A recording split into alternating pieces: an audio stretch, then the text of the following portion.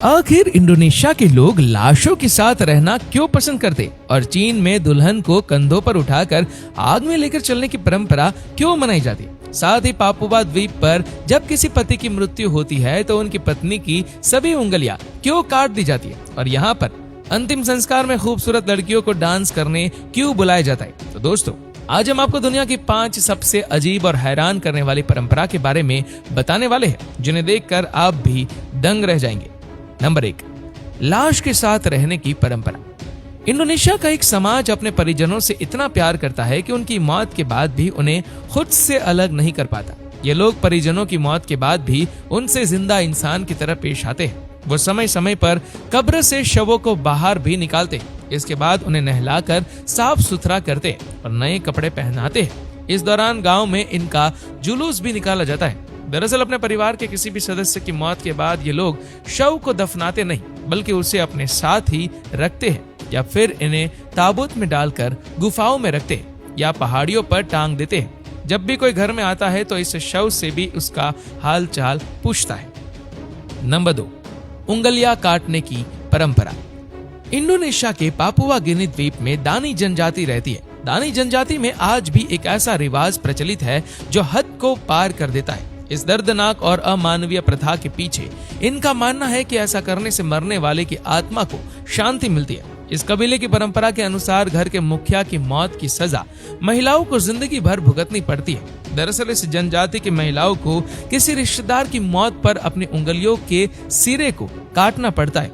उंगली काटने से पहले उन्हें रस्सी से बांध दिया जाता है ताकि खून का प्रवाह रुक जाए। उसके बाद कुल्हाड़ी से उनकी उंगलियों को काटा जाता है। कई बुजुर्ग महिलाएं तो अपने हाथों की सारी उंगलियां गवा चुकी है। हालांकि सरकार ने इस अमानवीय परंपरा को बंद कर दिया है, लेकिन आज भी यहाँ के कुछ लोग इस प्रथा का पालन करते हैं। नंबर 3, दुल्हन को आग में लेकर चलने की परंपरा।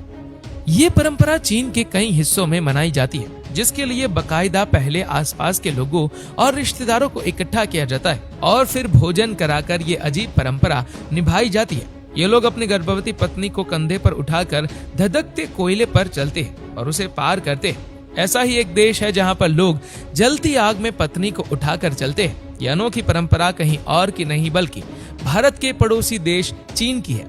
मान्यता है कि ऐसा करने से जन्म के वक्त महिला को लेबर पेन कम होता है। ये माना जाता है कि दूल्हा जितना आग का दरिया ज्यादा पार करेगा, उसकी पत्नी उतने ही सुंदर बच्चे को जन्म देगी। नंबर 4, अंतिम संस्कार में बुलाई जाती है डांसर। ये परंपरा चीन के कुछ इलाकों में है जहां किसी भी व्यक्ति के मर जाने पर उसके घर वाले वहां बार गर्ल्स को बुलाते हैं। फिर ये बार गर्ल्स वहां डांस करती है और लोगों को एंटरटेन कराती है। सिर्फ अंतिम यात्रा के दौरान ही ये लड़कियां डांस नहीं करती है, बल्कि कफन के पास खड़े होकर भी लगातार डांस करती रहती है।